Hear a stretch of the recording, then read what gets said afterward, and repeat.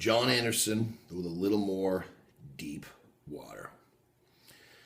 The question that most arises is, how do you eat big to get big without getting fat?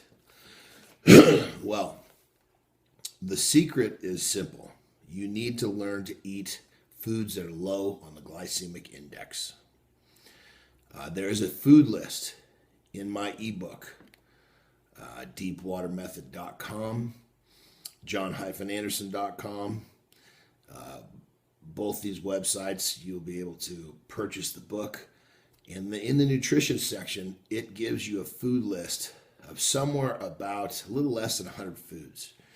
I give you guidelines on what I think you should eat, but if you don't even, for those of you that don't want guidelines, that you just want to be able to eat as much as you want, whenever you want, if you eat from this list of foods, you will lose body fat and gain muscle at the same time. It's very, very simple. There's no, you don't have to weigh anything. You don't have to count calories. You don't do any of that shit. You just eat from that food list. Don't go outside the food list. Eat from the food list as much as you want, when you want. Gaining muscle, losing fat is the fitness American dream. And it is absolutely possible. Deep water.